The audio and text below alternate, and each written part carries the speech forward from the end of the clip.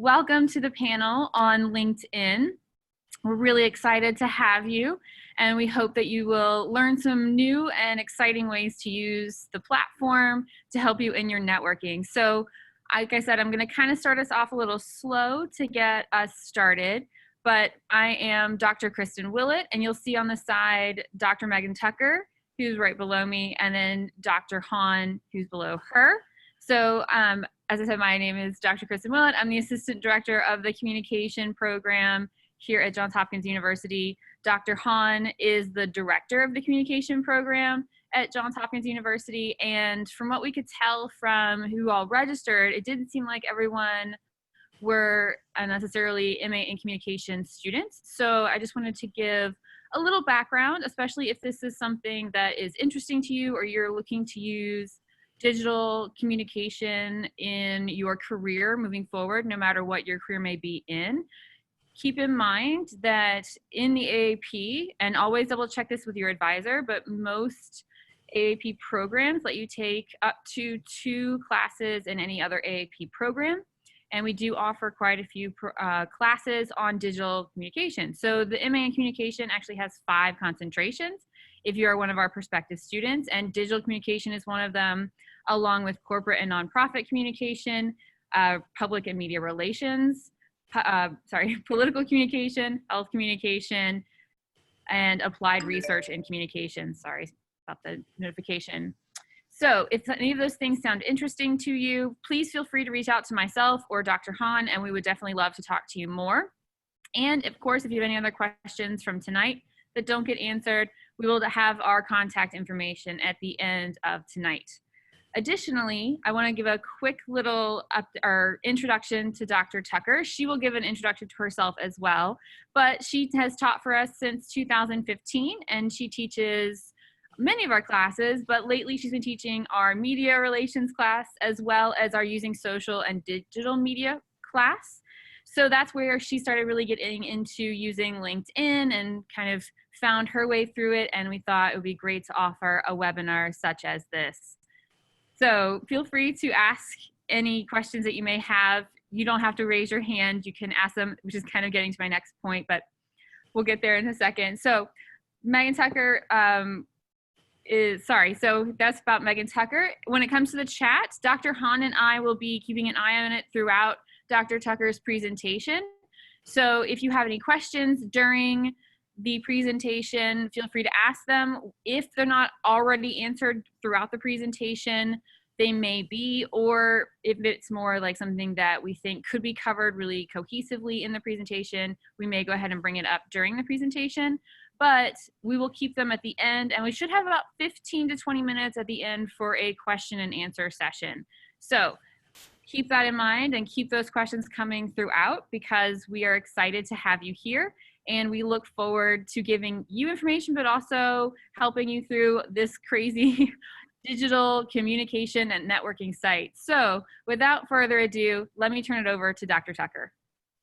Hi, everybody. It's good to see everyone here.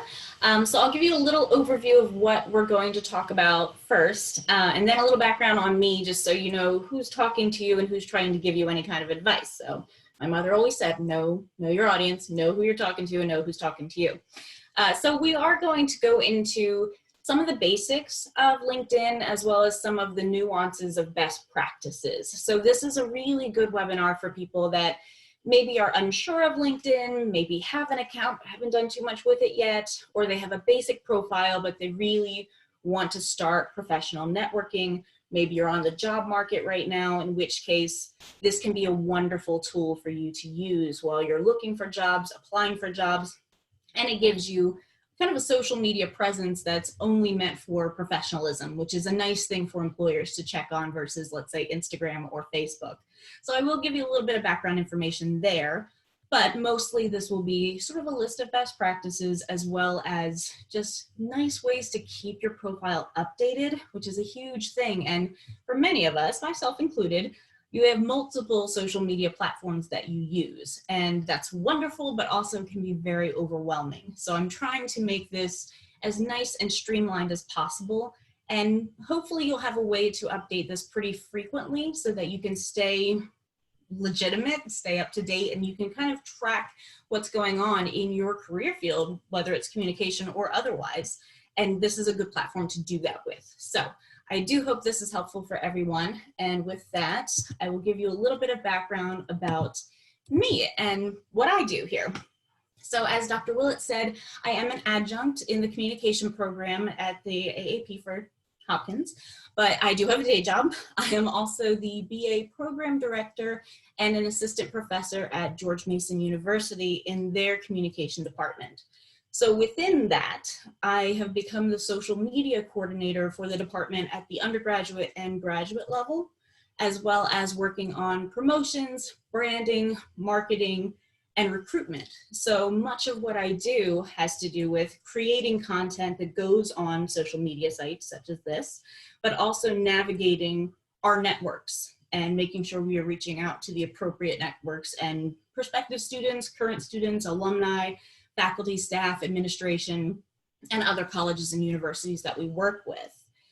So for working here at Hopkins, I have taught quite a few courses, including some of the introductory communication and practice, changing behavior classes, but again, most recently, media relations, which has a lot to do with branding and social media marketing, as well as using social and digital media, where a big chunk of the class content had to do with utilizing LinkedIn, not only for your own personal networking, but also for job searches and for giving yourself an online presence that if potential employers searched for you, they could find your LinkedIn page, and basically it would be a more interesting and visually dynamic translation of your own resume.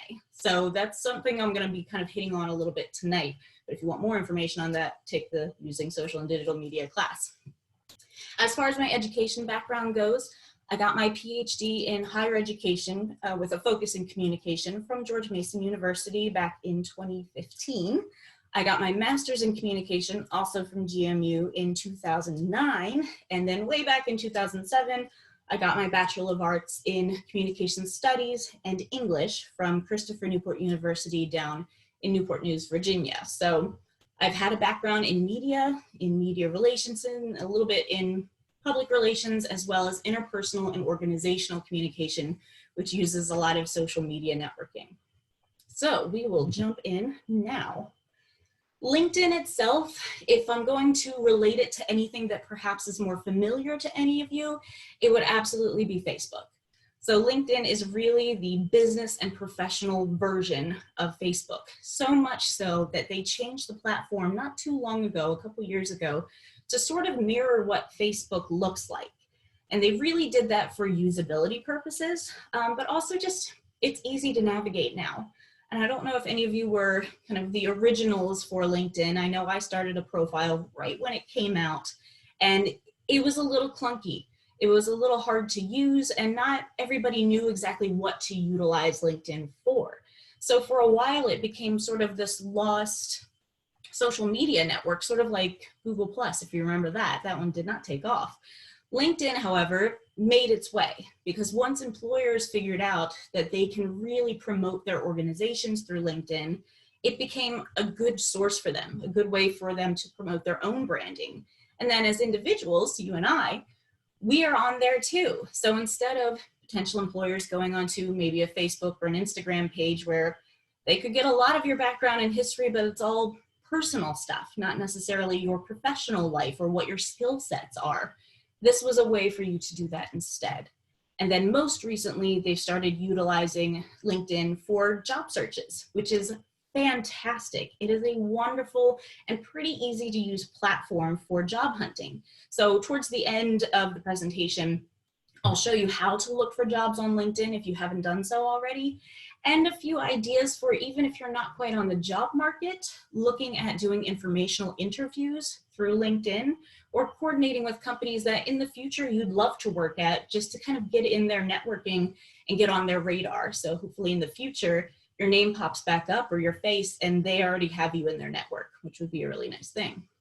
So on LinkedIn itself, you network with people by adding them as connections. So it's very similar to like friend requests on Facebook, but this can be personal connections with other individuals, or it can be large scale connections with universities, Johns Hopkins is on there, with organizations, nonprofits, even smaller mom and pop type companies. People have presences on LinkedIn, and you can add their networks, which opens up sort of a spider web of other networks that you can be connected to.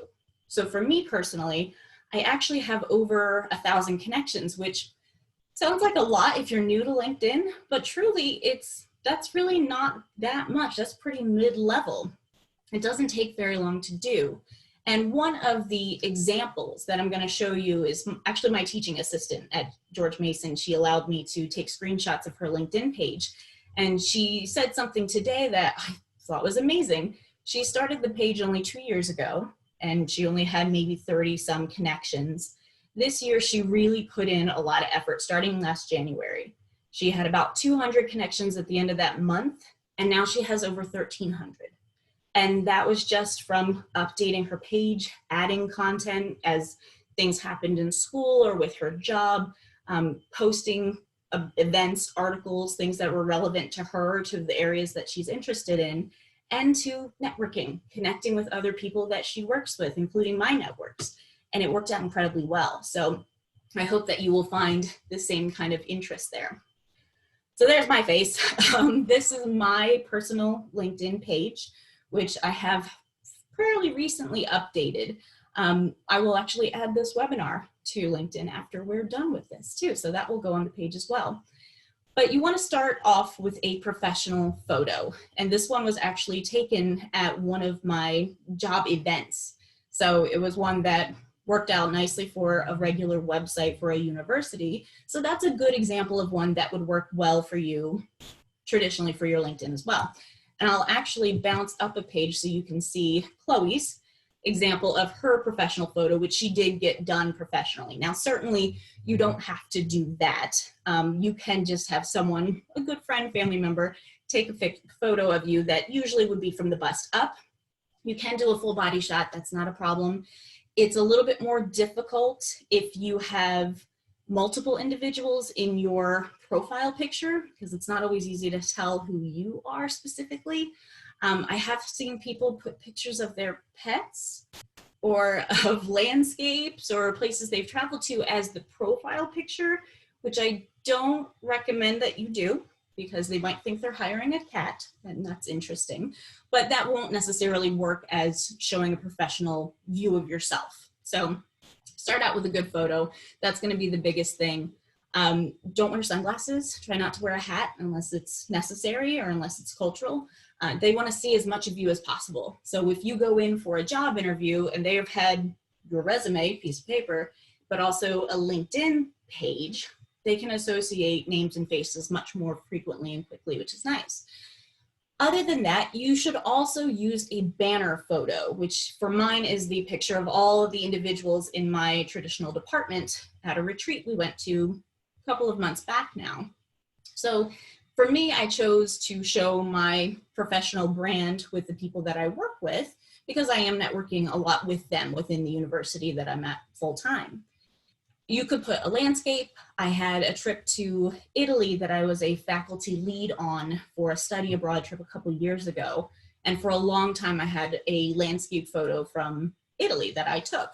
And I put that on there because I didn't want the traditional banner that's on LinkedIn, which I believe is just a blue background with some dots and lines. It's not very dynamic. It doesn't make your profile look complete. Often individuals that have well-established profiles will not have a photo banner, and it really just looks like their page is minimized. There's really not a lot to it, and it doesn't show as much personality as you should. Even though this is a professional page, you should absolutely show aspects of yourself and your personality in your profile, and this is a nice aesthetic way of doing that. Other things that you want to do is make your headline stand out. Now, the headline is what shows up right below my name. So Assistant Professor of Communication, BA Program Director at George Mason University. Short, sweet, to the point. Try not to go over 10 words because at some point it'll start cutting it off. But this is really usually a place for you to put either what you're studying or the career field that you are part of, or specifically a job title or position or location that you have. Now, if you are between jobs, if you are still working through school, certainly put that on there. That makes good sense. But if you're not employed right now, put your education background or put your area of interest or pursuing career in public relations or marketing or media relations. Whatever is relevant to you, make that your little tagline, make that your headline. Beyond that and below that, in the About section, you get a summary. The summary is really like your elevator speech, your little pitch that you get at the very beginning of your profile for any potential employers that are reading through, just like anything, just like an objective section from your resume. This is that little blurb where you're stating a little bit about your background, your interests, what you're pursuing, what you're doing, or where you want to go, essentially. I try to space mine out so it didn't look like a wall of text, because you do want to give some detail, but you don't want to go crazy. If people click on the About and maximize it so they see everything and it is just a wall of text, they might not read through it. So bullet points are nice, or just separating out a few sentences at a time. 5 or 6 things are really good. Your professional experiences, any achievements or honors that you have. If you want to put information about your college background, you can. However, further down the page, there is an area specifically for education that you should be very thorough in. But this is just your blurb. Now, you also can add images and documents to your experience area. So you can see at the very bottom of mine, I have a poster that was actually used to represent the WJMC conference, which is a media and journalism conference that happens every year for prospective high school students going to colleges, which is pretty neat. And I was one of the featured presenters for it. So they sent that around on all different social media platforms, including LinkedIn. So after the presentation was done, I took that poster and added it to my About so people could see that that was something that I had recently presented at and done. I also have a curriculum impact grant that I just got approved. I'm very excited about, for my job at George Mason to start a brand new minor, which is pretty cool. So I worked with a group of individuals that won a grant funded position to start a minor. So stuff like that, that's pretty relevant, pretty new. I wanted to give more context and more information on so people are inclined to click on that and see that specific information. So I'll show you again in more great detail Chloe's page and how she has started to organize her spot. And she said she's happy to have any of you, if you're interested, at her page if they want to get any information. So her last name is Clark. I blanked it out just for privacy purposes, but I spoke to her today and she was very excited to share information with you guys. So if you do want to search her on LinkedIn, you are certainly welcome to. Chloe is studying public relations and is already working. She is a CEO of her own company working with animals, pets specifically. And so she has been marketing and doing training for public relations and social media management, because that's the field she is going into. So I'm showing you the sample page 1 for her profile picture, which is very professional and very professionally done, as well as the aesthetic background of her banner. Beyond that, she is stuck to branding herself, which I'll talk a little bit about later, but really kind of showing her area of interest and expertise in a nice, concise, clear way without looking overly boastful, without being overly text heavy. And even though she's at the beginning of her career, she still has a lot of information and a lot of things that she can share. So some of what she does is accolades from her school, from the university that she is at, and from any of the potential programs she's looking to add in the future for perhaps a PhD. So that's something that you can do if you're concerned about your job experiences, or certainly if you are, again, in between positions. You also want to pay attention to shared connections, which is under the highlights tab on this slide. So you can see that between Chloe and myself, we have 62 mutual connections, and some of those listed are other coworkers of mine or individuals that are at George Mason University, but some are others from companies in the area, in the DC metro area. So that's a nice way for me as a user of LinkedIn to click on her highlights page and see where our shared networks are. So if, let's say, Chloe is looking for a social media coordinator position, which I know she is, I could look at my networks and our shared group to see if there's anyone I know at a company that she would be best suited for, in which case I can write a recommendation or directly link her up to a person that I know that perhaps is hiring or knows somebody that is going to be hiring. So just your immediate networks is a really nice way of kind of jumping in if you're not sure where to go. The other thing that you should look at on her page is at the very bottom. She has a list of some of her certifications, including, let's see, Hootsuite. She just did a social media networking campaign for one of her school projects that actually ended up being used by a company that she was working with. So the acceptance letter of that, or the notification that they're going to utilize the social media campaign that they created in a class setting, is actually going to be professional usage for her. What I would suggest doing for the next part, as you scroll down further on your page, which if you have yours popped up and you're following along, that's fantastic. Your experiences, your education, any licenses or certifications you might have, as well as volunteer experiences. There are many different aspects of LinkedIn that you can add to your page, some that you can hide if they're not relevant to you as well. But you certainly at least want to have the two on the left side of the page. You want to have experiences and you want to have your education listed in either order. That is the nice thing about LinkedIn. You can kind of click and move things around to make the page organized for you. So specifically, if you are working through a bachelor's program, you definitely want to put the content on there for that, as well as specifics.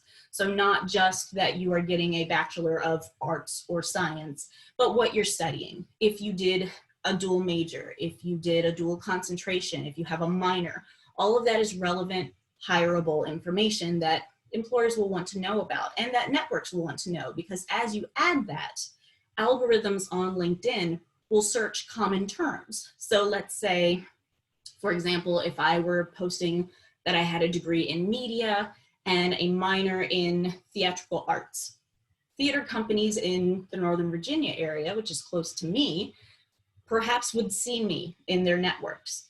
And if they're looking for maybe a social media manager for their theater company, I have experience in both areas. So that might make me a good candidate for them, or somebody that I could see on my network and reach out to.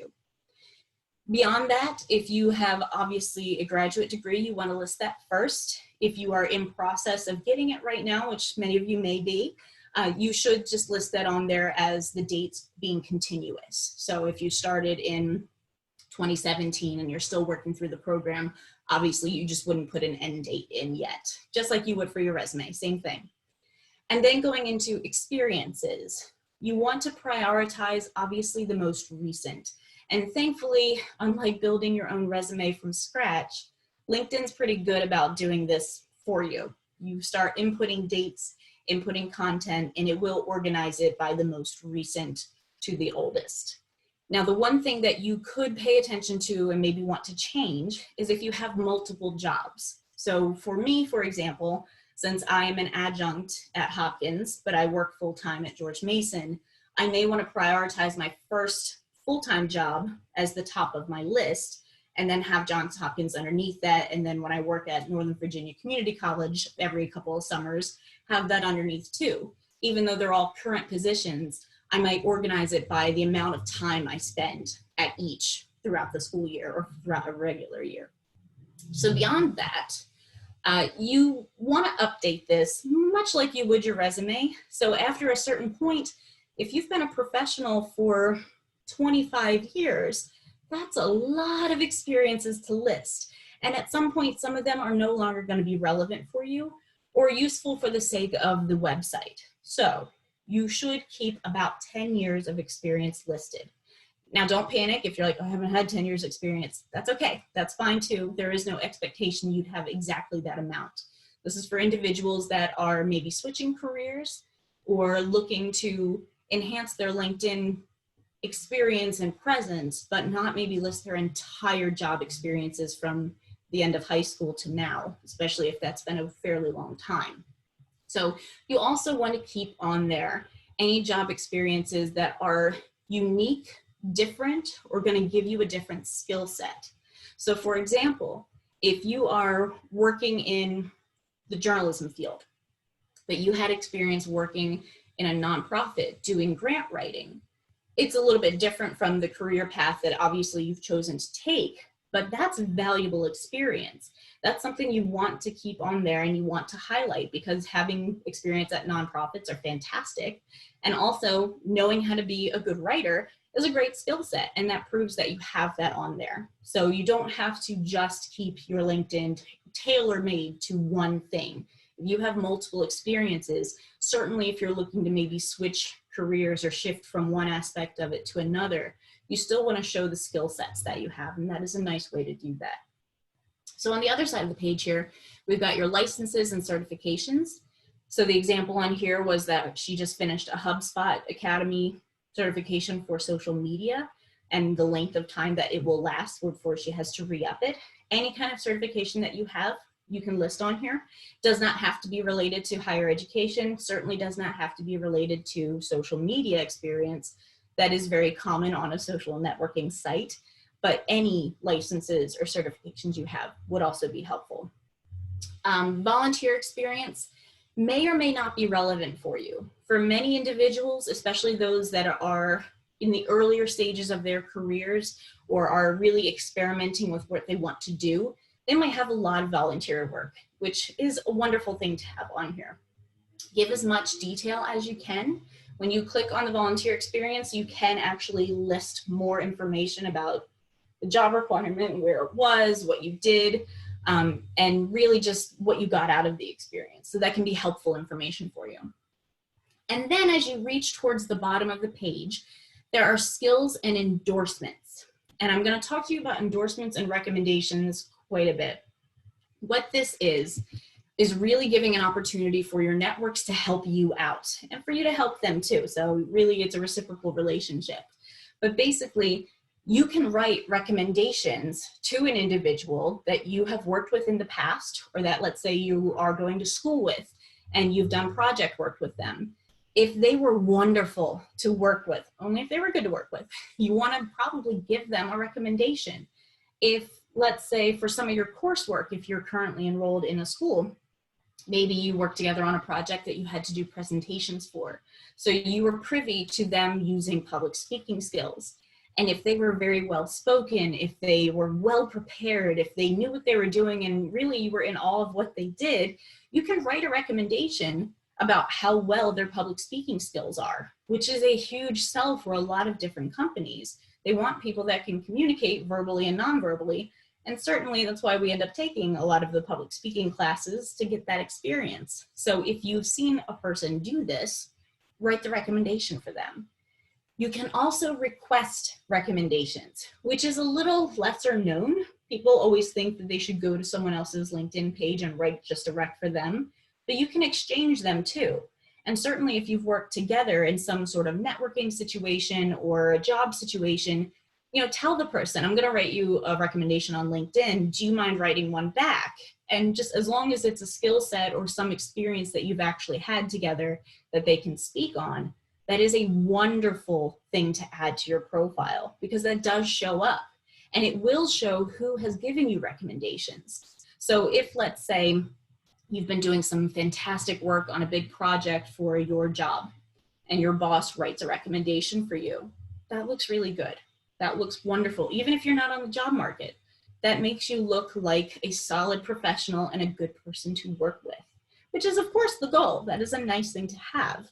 So when you go onto the page of anybody's profile, you can click on just a little ellipses bar. Will give you multiple options. One of them just says recommendations. If you click on that, you have the option to request one or the option to give a recommendation, which is what the screenshot is here that you see. You list the type of relationship that you have with that individual, and then you talk about the position that perhaps you shared if you work together, or the context. So there is an opportunity to list a school if you are enrolled together as classmates, let's say. Other things to pay attention to keep a strong profile. Fill it out as much as you can. And this is the hardest step, and I understand because this was me. When I started my LinkedIn profile years ago, there was not much on it. There was a profile picture. I put in some of my college info and maybe the most current job I was in, and that was it. And that did not allow for very many network connections at all. And connections are the kind of the biggest thing here that you really want to pay attention to. So sit down one weekend, maybe this weekend, maybe Saturday, take some time and really just sit with your resume in front of you and think about if you present at conferences or if you host things like this, like webinars for your job, if you do something that's very specific towards a skill set, if you've gotten any honors or done volunteer work, if it's recent, put it on there.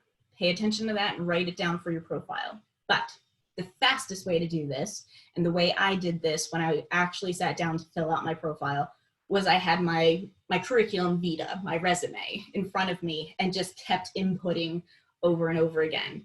And what I tend to do is every week or so, I will log in for a few minutes, write recommendations for people if I've been talking to them lately or if I know them. Certainly I teach, so I have a lot of connections to students, both at the graduate and undergraduate level, and I will write them recommendations or give them kind of kudos or thumbs up when they've done good things, share things to their profiles. And that allows me to further my connections both with them and with the people that they know, which is how you grow in LinkedIn. It's a really nice way to do it. So the other thing you want to add, keep your work history relevant, especially if you're going to name people as references, which you do not have to do on LinkedIn, but I have seen that as a common practice, that people will list their job experiences as well as their supervisor's name. Be sure if you're going to do this, that you get clearance that it's okay to do it. And if it's a job that you've not had for a while, you might want to make sure that person is still a relevant reference to have or supervisor to have. You may also want to add links to relevant websites. So for my personal LinkedIn and for the LinkedIn profile we use for my college, I've linked all the other social media accounts that the university uses. Now this is personal preference. If you want to cite and link your other social media accounts, you may certainly do that. Be aware that employers, if you're on the job market, will likely go to those and check out your page. Not to say that anybody would have anything on their page that they're not fully proud of, but as I've always thought, if my grandmother saw me posting this, would she still be proud of me? And if you cannot answer yes to that, maybe keep them off your page. But in general, you don't need to do that. LinkedIn allows for you to post almost as much information as per se Facebook would. But if you want to link those accounts, you should. And if you work with in a group or a company or a nonprofit, let's say, that their Facebook or their Instagram is very popular or you've contributed to it, certainly you want to link that to show the work that you've created.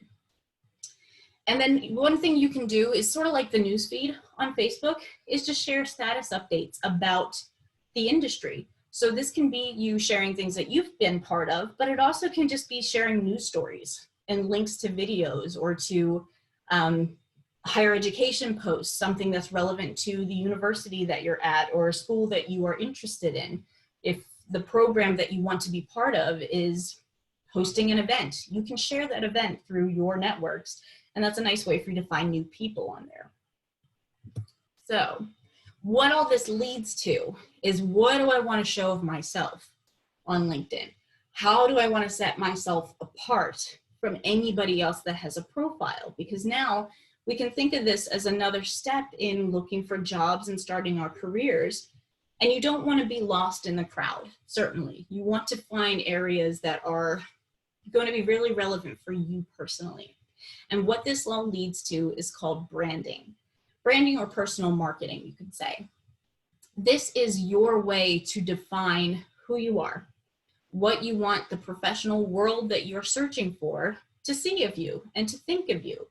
And to do this, I would say to sit down offline and make a list. Make a list of your skill sets. Look at your resume and pay attention to the types of jobs you've had. And if there's been something repetitious that you've done at multiple places and done well, or certainly if you've won an award for something, obviously that's an important skill set that you have. You should use that. You should focus on that and find a way to show that. LinkedIn is very visual, and that is probably one of the nicest aspects of it, that you're not just clicking on profiles that are basically verbatim resumes. You're getting all of that information, but you're getting it in a more dynamic and visual and aesthetic way, which is why I say make sure you have a banner photo and make sure you have a profile picture that is of you, because that is a good way to associate something aesthetic and beautiful as part of your brand. And as individuals that are going into the field of marketing, promotions, public relations, you already know the importance of branding and you already know the importance of marketing. But for those of you that are not in a communication field, those of you that are in a very specific industry or a very competitive industry, it is just as important to have what's called a personal brand. And that is a mixture of your skills, your personality, certainly, and your experiences, which your education would be considered part of. So even if you're like, well, I tried this and I switched careers and I did that, but I really didn't like that, and I was great at this, but I didn't love it, you're still getting skill sets from all of that. And that is really, really important for you to show in multiple ways, which is what LinkedIn sort of allows you to do. So as you grow, as you add to your page, you'll start to see what your personal brand is, what aspects of your personality you want to show. If volunteer work really makes your heart soar, and that is where you really want to show that you dedicate a lot of your time to, then aim your profile towards that. If you are a graduate student and you are looking to jump into your career field or to switch from one career to another, make that the focal point of your page. You should show all the different aspects of yourself, but you can highlight some more than others. And the little about section, the headline section, all the things you see first when you click on a page is the fastest way for you to set up your personal brand. So if you are on the job market, LinkedIn has become a very competitive job search engine, which is the newer aspect of LinkedIn. So many of you may have used Career Builder in the past. Remember Monster? Monster still exists. Jobs.com, if you are like me in academia, higher ed jobs, they send postings all the time. There may be some that's very specific to your area of interest or your career field, but there's a lot of them. There are many, many job sites, and some of them are hard to navigate. And some you're finding jobs that are really not relevant to you or to what you're looking for at all. And some of that might be an issue of keyword searches, but a lot of times it's just you're in a pile with everybody else and every other position. You might not be sure what to find. One other thing, companies don't post their job calls to every platform. What has become much more common, especially for individuals in higher education, is to use LinkedIn as a job search platform. So if you look here, I took screenshots of the different areas where you can search for jobs. On the very front page of LinkedIn, if you go to home, up top, there's a little folder icon that says jobs. Obviously, you want to click on that and it'll send you to the job search window. Now, this is where you have a lot of options. Type in a keyword. You can type in a specific job if you know for a fact it's on LinkedIn and you want to get to the application page from there. You might just search for an actual organization or a school. You can look for just a keyword or a job title that perhaps you've had in the past. Be aware that some job titles don't translate well from one position to another. So for example, I'm a program director for my degree at George Mason. People think that that means I'm a department chair. I'm not. I'm certainly not the department chair. It just means I'm in charge of promotions and marketing and recruitment and social media. So I direct how people see our program. My boss is the department chair. So if I was looking for a job, let's say for program director, it might show me positions that include maybe a dean's position or a department chair position, which would not be what I'd be specifically looking for. So make sure you're careful about your search terms based on jobs titles that you've had in the past, because they might not be translatable to future jobs. So then you can also pick the search location. You can look for the date posted as being the most recent. If it's one of the positions that are open until filled, then the date posting really doesn't matter as much. And LinkedIn's pretty good about canceling out job calls and not having them show up on the search feed after a certain amount of time. If the job call ends, let's say, December 1st, by the end of next week, you wouldn't see that call listed anymore, most likely. The algorithm's pretty good for this. You can look based on the company. You can look based on experience level, which if you're trying to get very specific positions, that might be of best use for you. However, I say start very broadly. Much like any of the other job sites, you can translate this information to anything else too. Start broad, and if you're finding that there's way too many, there's way too wide of a spread of types of jobs, then narrow down from there. If you know specifically you have to stay in a certain area, then searching by location is going to be super helpful. For those of you that are working through a graduate program right now, and maybe you're on the verge of graduating and getting on the job market, and you're willing to go anywhere, you can keep it as broad as the entire United States. Or if you're not from this country, your country of origin, or where you're staying, or where you're planning on going. So you can be as broad or as narrow as you would like to be. It will give you promoted jobs. Companies can pay for promotions so that their job ads pop up towards the top. Most of the time people organize it by date posted just so they see the most relevant. And often in job calls, they give you the same amount of information they would on the website. So you can click on an apply link on any of the job calls, and it'll either send you to LinkedIn's page that has an application, but more frequently to the actual organization's website where they have their careers and job postings.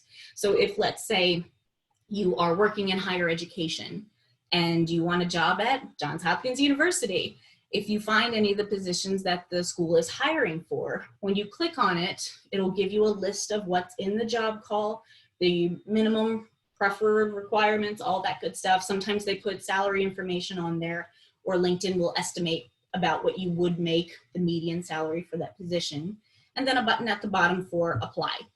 In that case, it will likely send you to that university's job posting page where you will go through the regular field of applying through the job organization website. So some of this will bounce you to external websites. And if that is the case, be very mindful if you have pop-up blockers or if your firewall is pretty hefty, that it might block those pages. So just kind of pay attention to any warnings that pop up on your screen. So use the filters, use the search terms, and something I would say to do, even if you're not in the market yet for a job, is to see what's out there and see what the median salaries are, because a lot of them post that. So it's good to know kind of where you're sitting in your own job. So if you should be asking for a promotion or a raise, you can show where other people are hiring in a similar area or similar organization for more money or for the same amount of background that you have. So I'll wrap up towards the LinkedIn checklist. Identify your personal brand or your own marketing, kind of where you want to go with this. Keep your profile updated as you would your resume. So anytime you update your resume, log into LinkedIn. Add connections frequently. Like I said, I do mine once a week, but that's kind of frequent. So you could even log in once a month. Check your connections, write some recommendations, and add more people. Look for recommendations. When people list them to you, usually they're emailed to you, but if you have an email blocker on LinkedIn, you might not see that unless you log into the website. So that can be useful for you. Job searches on and off market, like I just mentioned, be sure that you just see what the field is like that you're going into or that you're currently in. Update your photo and headline. Don't have a photo that's like 10 years old when you really don't look like that anymore. Be honest with yourself and update that as you see fit and as you can. And don't put a picture of your cat as your photo. And then have a dynamic banner. Again, I used an example of a former colleague of mine, Greg, who has put banners from his office of all the different areas, schools that he's worked in higher education or areas that he has actually gone to school. So like CNU and Old Dominion, he was a student of. So he has people from all of those networks as part of his, and it's a nice dynamic banner. So I will wrap up with that. Certainly, if you would like to add me on your LinkedIn, I'm more than happy to. Like I said, when I teach the Using Social and Digital class, I often have students add me to their LinkedIn page so I can give them feedback on it. I'm happy to do the same, if for no other reason than to just have more networks through Johns Hopkins, which is awesome. So we will now open it up to any questions that you might have. Thank you so much, Dr. Tucker. That was really engaging, and I learned some things myself as well. Thank you. I've been keeping track of some questions. There are some excellent ones that have come in. And if you are interested in asking questions you haven't yet, please feel free to include those. We'll make sure we add them to the list. One of the questions that came in was early, and it was if there were exceptions to the professional photo rule. And I think it's a really interesting example. The submitter said that they have a photo of them holding their dog, and the reason is because they're in the pet industry and they want to network with people in that same space. Absolutely. So for that, obviously, if let's say you're in veterinary work, or for the sake of Chloe, the example I use, she's the CEO of the Contented Canine. So she does pet sitting, dog walking, kind of pet services in the DC metro area. So before she changed her photo to the PR looking one, because she's now on the job market, she was promoting her own organization that she started, and she had a picture of her with her lab sitting next to her. So that's actually a perfect example, and that made sense for what she was branding for. So yes, there are certainly exceptions to any rule, but if you're not going into the pet industry and you're like, this is my cat, that's for a different social media page. That's cool. Good example. The next question we got is it okay to add the reason for a career break, such as a parental break, in the About section? Absolutely. And that is completely up to your discretion. Much like if you're doing, let's say, a job interview, as much information as you want to give for why you're changing careers or why you had a long break. Often it's for travel or it's for family purposes. If it's something super personal that is certainly not somebody's business and they don't have a right to ask about, you don't have to post anything about that. But if you want to say, I took a break to give birth and raise some kids, then absolutely you should make that as a point on there. Because that is a good point to make, that if there is a big break between jobs or even between education when you decide to go back to school, you might want to give context there. You may want to give a little bit of explanation for why that happened. Good question. Great. The next one is that we have someone attending that has an active LinkedIn and has worked in finance for 30 years. They just recently obtained their New Hampshire real estate license. Congratulations. Good job. And they're wondering if they should add the career path to their current LinkedIn or create a new LinkedIn page for real estate. So if it is your own company or if you're partnered with a company, you probably will have a separate LinkedIn. That's pretty common practice to have an organization's LinkedIn page versus your own personal page. However, I would put the same information in your personal page so that people can get to that site from your own. And again, that sort of goes back to personal preference. If you are working in an organization, a company, but you also have your own company that you utilize, maybe let's say you do consulting work as an independent contractor, you probably want to have your own separate LinkedIn for that to share networks. But you also want to put that on your personal page too, so they can get to it from you. These are great questions, everyone. How do you organize your page if you have a lengthy career in many different fields and disciplines that are quite different from one another? Cool. I like diverse backgrounds. I think that's awesome. You do want to stick to the most relevant 10 years of experience, but like I said before, if you have changed careers or if you have certain skill sets that you got in a different type of position that you're not searching for now, that should still be listed on your experiences part of your LinkedIn profile. It might just go towards the bottom. And again, in your About section, where you can kind of give an overview of you, explain it. Explain that you've changed career fields or one led you to another that was very different, or you had, a life experience that changed paths for you. That's a good place for that information to go so that when they scroll down to see your experiences, they'll know why there's such a variety there. Mm-hmm. That makes sense. This next one I think is very interesting. In our political environment, it seems that it may not be wise to list certain volunteer activities that may appear controversial. And the example that was given was helping at the border with undocumented women and children. That's fair. I keep saying it's personal preference, but it depends on the jobs you're looking for. If you're off market and you just are managing your own LinkedIn page, there's probably little to no conflict of interest there unless your employer sees a problem with it, which would warrant a one-on-one conversation. If you are on the job market, if you're looking for something political, obviously showing your political leanings or social leanings would probably be appropriate. But you don't necessarily have to add that information in there. I would say anything that you're not willing to put in your resume, maybe don't put on your LinkedIn page if it's not going to be helpful for you or if you think it's going to limit you in some way unfairly. And I've struggled with that one as well. My philosophy has always been, if they're not going to like what I volunteer with, I probably wouldn't like working for that place anyway. But that's a very privileged position. So I concur Dr. Tucker's assessment that it's a personal preference. Yeah. The next one we had is quote, I'm as old as dirt and want to avoid listing years if possible on my BA and some of the experiences. But they don't want to be prejudged. And I think that age discrimination, that's a fair concern. Yeah. They're asking, can we leave out some of these dates?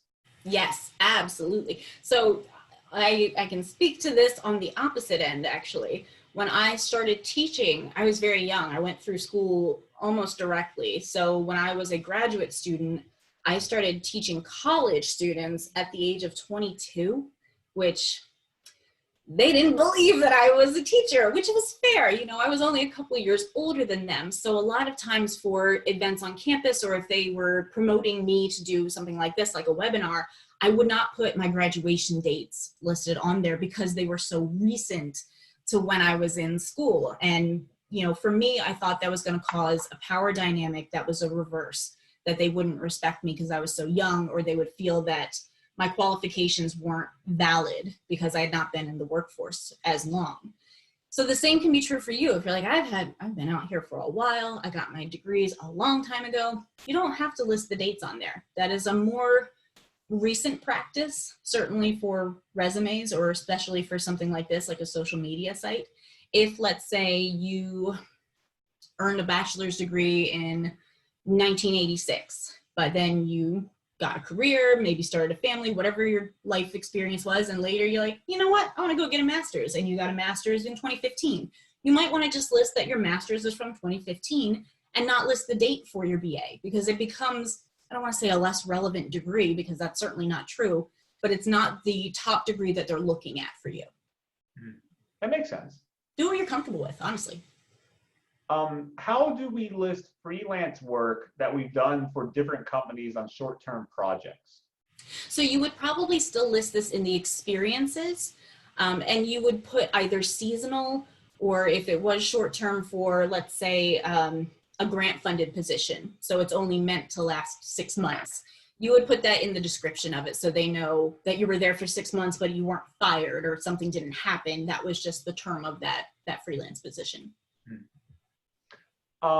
Is it easy to cross-list between Instagram, Twitter, and LinkedIn? Is that something that's pretty well integrated, or is that a little clunky in your experience? It was clunky. It is much more well integrated now to link your different sites. I would say they work most closely with Twitter. So a lot of people will actually link up their Twitter feed to LinkedIn and share it, but it's not as commonly seen through Facebook. I feel like it's easier to share your LinkedIn on other social media sites like Facebook, Instagram, than it is to share the other sites on LinkedIn, if that makes sense. Where should we include soft skills and personality traits? So this can go in a few different places. You actually can add a section called skills, and they can either be linked to job positions you've had, or you can just make it a bulleted list, like something you would in your resume, which is what I have done on mine. So I would suggest doing that personally, but it works either way. Or if it's something you want them to see immediately, put it in your about section as one of the top 5 things that you're talking about. And I concur. I think that that's extremely useful because it gives you a sense of personality, you know. Absolutely. It is and what they're interested in. Yeah, we're not just our jobs. How do we contact companies or organizations for informational interviews? Would LinkedIn be the appropriate platform to do so? Often it is. So it depends often on how active that company is, which if they're all over LinkedIn, expect that you can reach out to people for informational interviews through the platform. However, if you're not comfortable with that, find a few points of contact, go onto the organization's website, and most of the time their email or their office phone numbers will be public information, in which case you can reach out to them, hopefully through email, that's a little bit more professional, and say that you are networked with them through LinkedIn, you're very interested in the company for whatever reasons, and that you want to do an informational interview. Some of them I've seen you can actually do through LinkedIn, through chatting back and forth with one another. Let's see. How do you use LinkedIn as a networking tool to get in touch with people who you haven't been in touch with for a long time? Is there any etiquette there? It's interesting. They do the same thing that Facebook does, where they're like, you might know these people, and they list it as you may have these shared connections. And I actually was just reached out to from a professor I had in my undergraduate work who was the chair of the department, and I had lost touch with her obviously because I went through school and moved away, but she started working up in my area, doing adjuncting work elsewhere, and wanted to see if I had any shared networks or people she could talk to about picking up more classes. So she actually personally messaged me on LinkedIn and was like, hey, I don't know if you remember me, but I was at CNU with you. And of course, we just started a conversation that way. And I feel like the etiquette is pretty open, since we are in the age of technology where you can just only talk to people on their birthdays and say, happy birthday, Facebook reminded me. It's the same idea for LinkedIn. Like, hey, I worked with you 1,000 years ago, but it's great to see you on here to start the conversation. How do you make your profile interesting and engaging with little official professional experience? That's fine. Link into your skill sets, because you hopefully should know those. If not, sit down and have a really stern talking to with yourself, because you do have skill sets. And even if there were some that you're working on, or if you're, let's say, in school, you haven't had a lot of work experience, but you are going through classwork. What did you learn in your classes? Did you do any certifications for some of your courses? Did you do any projects or papers or research that's relevant to what you want to do for a future career? Put that on your LinkedIn page. It's the modern equivalent of saying, I have babysitting experience, but I've never worked at a company yet. Same idea. You're in school most likely, or you've had schooling already. What skills did you learn? What classes did you take? Who did you work with? Stuff like that. Great. And this is our last question I have listed here. If anyone feels like they asked a question, I missed it, please let us know. Would you recommend adding a summary to the graduate degree section, complete with hard and soft skill sets acquired during that program? Absolutely, yes. Especially if it's the most recent, program that you finished.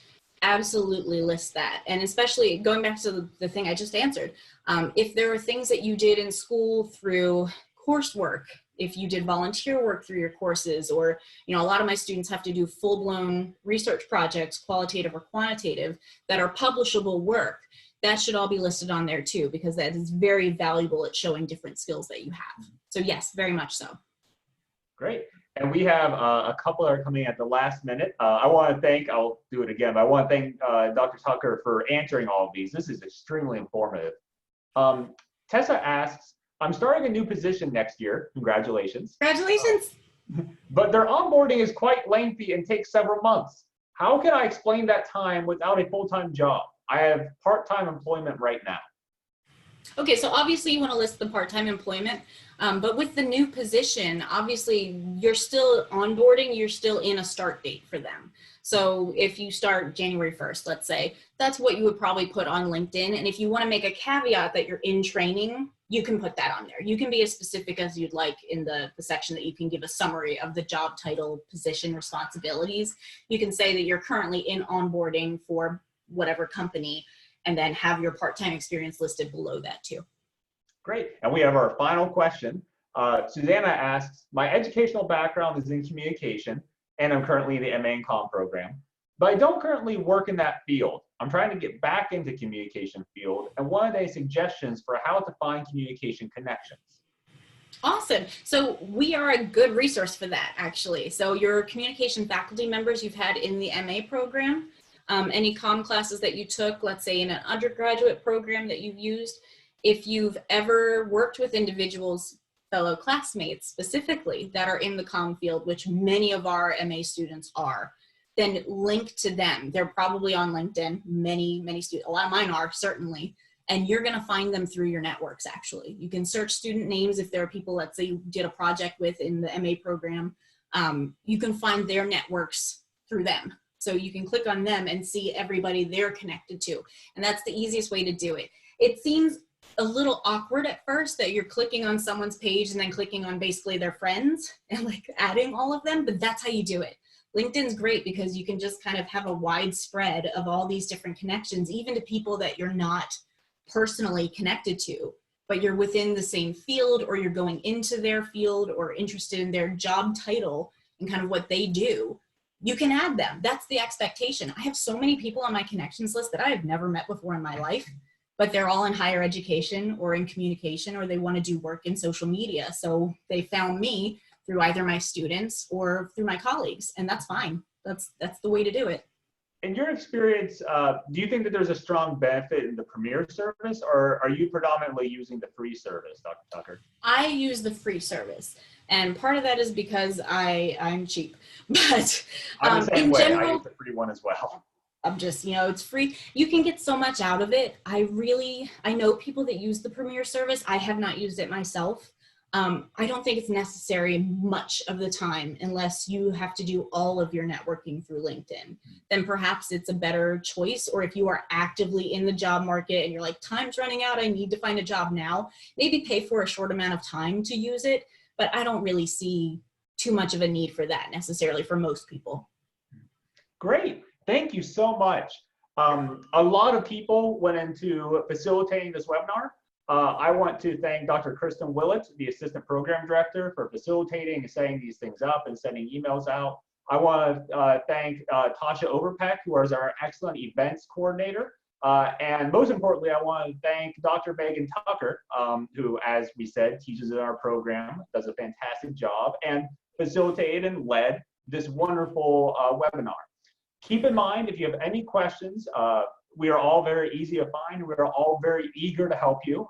One of the best things about working in the communication program is the students, is this level of energy, these fantastic questions. It keeps us fresh and it's a lot of fun. So thank you again, Dr. Tucker. Thank you everyone for joining us tonight. And we look forward to seeing you all at future events. Have a wonderful evening.